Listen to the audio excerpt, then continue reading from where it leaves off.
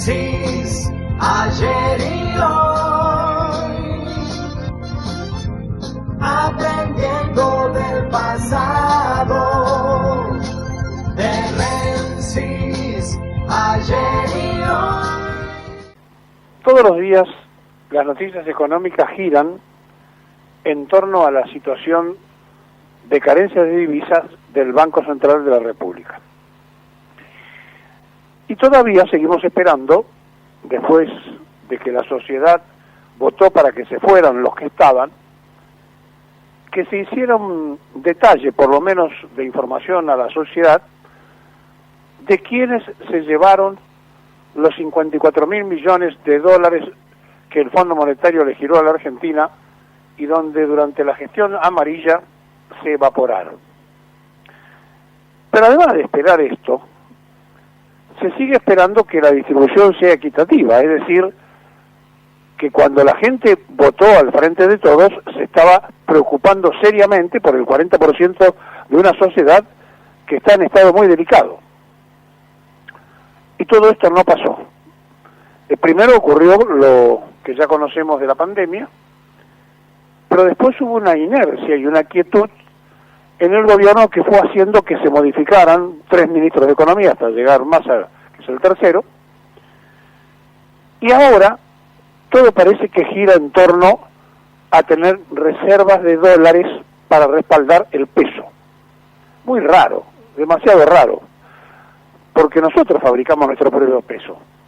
Pero claro, el Fondo Monetario Internacional exigió en los acuerdos que no emitiéramos más dinero propio y que le compráramos a ellos más deuda. Y aquí viene la gran pregunta para saber en realidad dónde estamos. Miren, cuando uno se pone a investigar, se encuentra que el stock de reservas de oro del Banco Central de la República Argentina nos permite decir que nuestro país es el 47º en el mundo. De todos los países del mundo, somos el país número 47 que está colocado por cantidad de reservas, por lo menos de lo que se declara. Y es todavía una herencia del gobierno de Néstor Kirchner, y de cuando Prat ahí estaba al frente del Banco Central,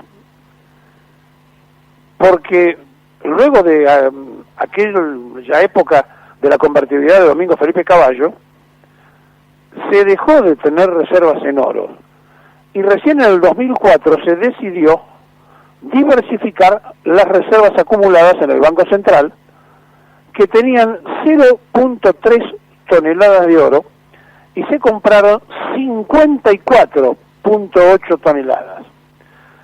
Luego hubo otro fuerte ingreso, esto fue allá por el 2011, de 7 toneladas, y permitió llegar a 61.7 toneladas de oro de reservas en el Banco Central. Estas son las cosas que sabemos, hay muchas que no sabemos. De la región, Venezuela es quien ostenta el mayor stock de reservas de oro, pero lo mandaron a Londres, igual que hizo Macri, y los ingleses después no se lo devolvieron a los venezolanos.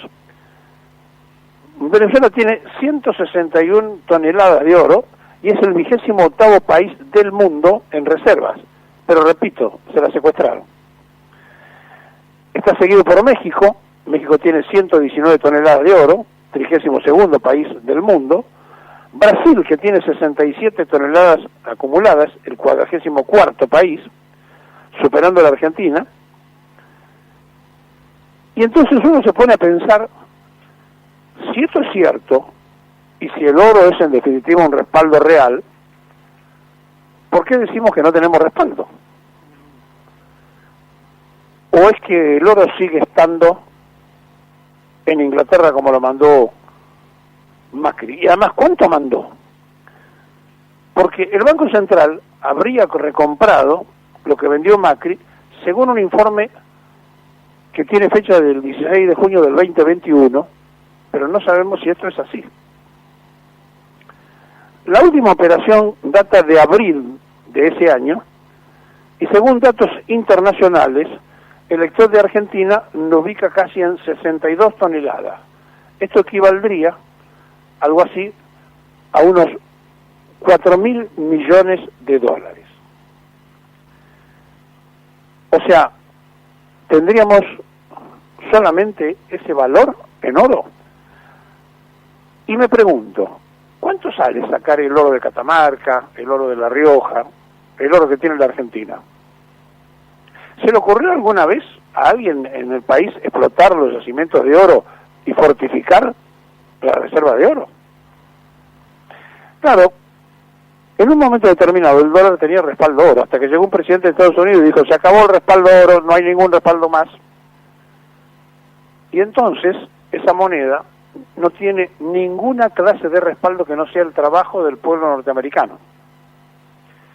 Y los dueños de la moneda no es el Estado yanqui, no, es un conjunto de banqueros privados que son los dueños de la Reserva Federal, más de una docena de bancos. Entonces, en esta mentira tropical, donde nos mandan el calor de la moneda norteamericana para cobijarnos, la única realidad, que es la verdad, al decir de los griegos, tenemos que buscar que nosotros vivimos en pesos, deberíamos vivir en pesos, pero tenemos una sociedad que la acostumbraron a pensar en dólares. Y claro, si usted piensa en dólares y gana en pesos, nunca le va a alcanzar. Ahora, en ningún país vecino, en ninguno, se piensa en dólares. Se vive en la moneda local. Y fíjense ustedes que la pérdida de soberanía es cuando uno pierde la moneda. El propio Domingo Felipe Cavallo aconsejó a Ecuador perder su moneda y pasarse al dólar, dolarizar la economía ecuatoriana. Bueno, ahora tienen los mismos problemas que tenían antes, pero no tienen moneda. Están esperando todos los meses la Reserva Federal les mande los dólares que necesita Ecuador para sostenerse.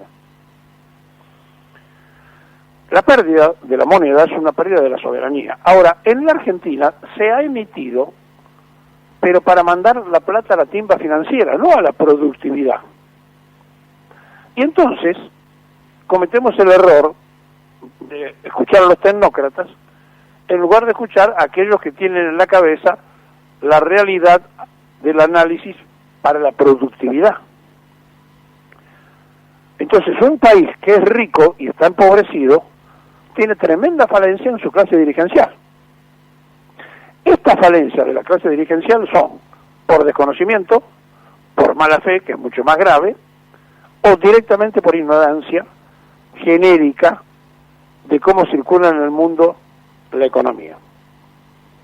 Entonces, se imprimen papelitos verdes todo el día, no para la gran imprenta que es la Reserva Federal de hacer papeles, y en todo el mundo la gente hace ahorro colchón con la moneda de Washington, como si fuera que están cuidando la foto de un ser querido. Y la verdad que es tan volátil ese papel que no tiene ninguna clase de respaldo, es decir, no hay técnicamente a quién reclamarle. Pero no importa. Atrás está el poder militar de supuestamente la principal potencia militar del mundo y hasta no hace mucho la principal potencia económica del mundo. Ahora los chinos le están haciendo una tremenda competencia capitalista. En esta realidad universal hay conflictos y, como decía Clausy, la guerra es la discusión política por otros medios. Y están peleando ¿qué cosa? Eso, manejar el mundo, y manejar la economía, y manejar la geopolítica, y manejar el futuro. ¿Y en el futuro qué hay? Bueno, en el futuro hay una desesperada necesidad de agua potable, de litio, de aire no contaminado, etcétera. Decíamos ayer que en Helsinki se agotó el yodo ante el peligro de un ataque nuclear, porque a un ministro de salud se le ocurrió decir, bueno, miren que con el yodo se puede contrarrestar el yodo atómico, y como se imaginaron o pensaron, no de una gran catástrofe como hicieron los norteamericanos en Hiroshima y Nagasaki, sino de pequeñas porciones atómicas, que por supuesto con el tiempo terminarían contaminando todo. Entonces se agotó el yodo porque un ministro dijo cada uno debería tener una tableta de yodo en su casa. Se agotó por el miedo que cunde en la sociedad finlandesa. Entonces, cuando uno se abstrae de ese mundo, que está en conflicto, que está en guerra, que está en intento de cambio de sistema, que están discutiendo, porque ya perdieron la batalla entre comunismo y capitalismo, ahora discuten capitalismo nada más. Los rusos, los chinos, los norteamericanos, los ingleses, todos discuten capitalismo. En el medio de esto los europeos dicen, queremos volver a tener moneda propia en cada país y queremos salir del mercado común europeo y del mundo europeo y de la única moneda, porque con eso no vamos a ninguna parte y además cada uno de nosotros quiere tener una relación que le convenga con los rusos, con los chinos, con los coreanos, con los norteamericanos, con quien fuere. Ya no quieren tener una política en conjunto. Es decir, comienza a desarmarse el proyecto universal. Comienza todo esto que se intentó y se logró en parte de manejar desde lo micro, lo macro, como nos enseñaba Perón, es decir, desde la familia, cédula constitutiva al barrio, del barrio a la comuna, de la comuna al departamento, del departamento a la provincia, de la provincia a la nación, de la nación al universo. La globalización nos metió al revés. Nos manejan pocos y manejan todo el mundo. Bueno, la globalización está en cuestionamiento abierto, está en asamblea. ¿Qué puede salir de esta asamblea de la globalización de los países que consciente o inconscientemente están en ese debate abierto? Es un campo de sistema. En algún momento se habló que los chinos le estaban pasando por arriba a la economía mundial norteamericana y entonces dijeron, bueno, esto se resuelve de otra manera.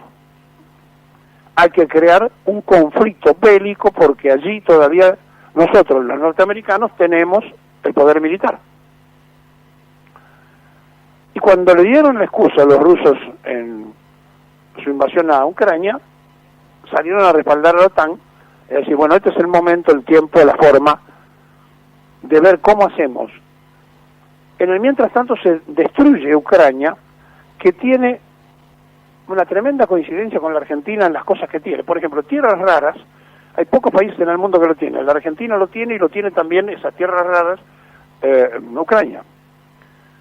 Los cereales que producimos nosotros los producen también los ucranianos, o por lo menos los producían.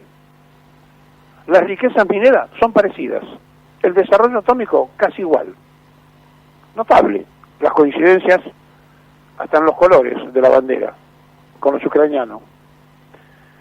Bueno, Ucrania, termine como termine esto, está destruyéndose lentamente en toda esa productividad, que la usaban los rusos, que la usaban también los europeos, y los rusos mientras tanto se reservan la llave maestra, que es el corte de suministro de gas,